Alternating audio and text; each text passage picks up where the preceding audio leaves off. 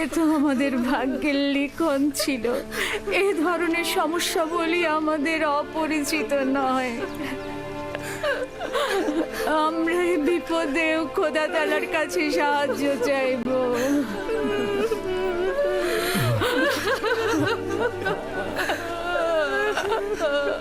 তুমি নিশ্চয়ই রাহেলার বোন লিয়া।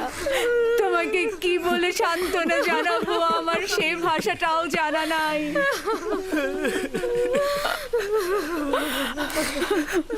দেখো আমার সন্তান, তুমি যেখানে এসেছো সেটা একটা মুসাফির খানা।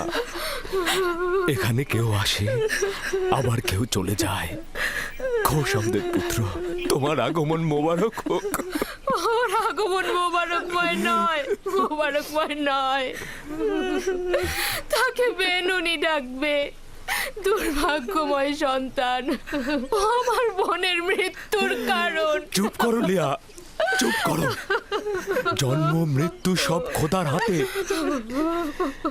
এই শিশুর তো কোনো দোষ নেই। তোমরা দেখে নিও, সে এমন সন্তান হবে তার উপর সকল দায়িত্ব অর্পিত হবে।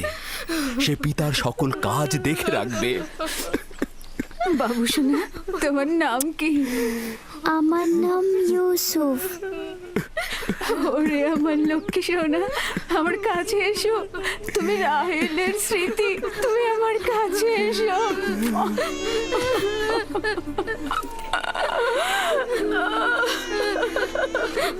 আমাজান, আমাজান,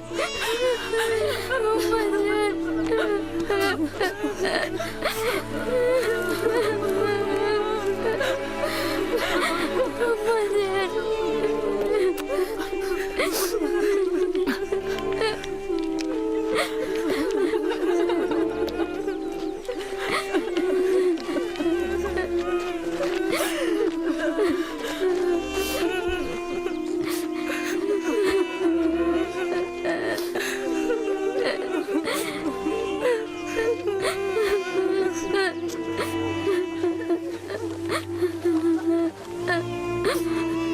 হে পরওয়ারদিগার,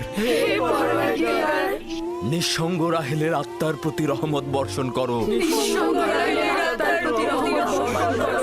আমিন।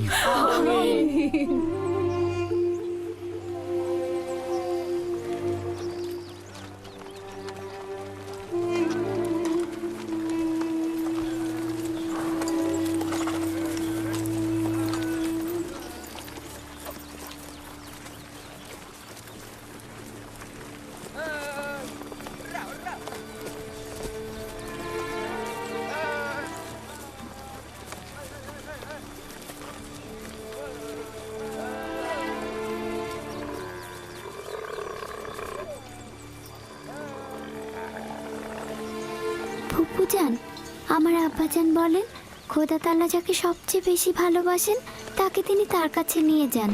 ও, তুমি জানো খোদা তাআলা তোমার আম্মাকে তার কাছে নিয়ে গেছেন? আমি জানি খোদা তাআলা তাকে বেহেশতে নিয়ে গেছেন, কিন্তু আমি তো তার বিচ্ছেদ সহ্য করতে পারছি না। শান্ত হও বাবা, এই দুরবস্থায় খোদা তাআলা তোমাদের সাহায্য করবেন। খোদা মেহেরবান। হায় কে ফুপু, বেহেশত কি এখানকার থেকে উত্তম? হ্যাঁ বাবা, উত্তম। তুমি তো তোমার বয়সের চাইতেও বেশি বুদ্ধিমান। খোদা তাআলা তোমার সহায় হবেন। এই এত ছোট বয়সে কোনো বাচ্চা এত বোঝে না। তুমি নিশ্চয়ই মহৎ ব্যক্তি হবে। আমি ইউসুফের সুন্দর ও নিষ্পাপ চেহারায় এবং তার সুন্দর বচনভঙ্গিতে একজন মহৎ ব্যক্তির নিশানা দেখতে পাচ্ছি। সে তার সমবয়সীদের চাইতেও অনেক বেশি বুদ্ধি সম্পন্ন।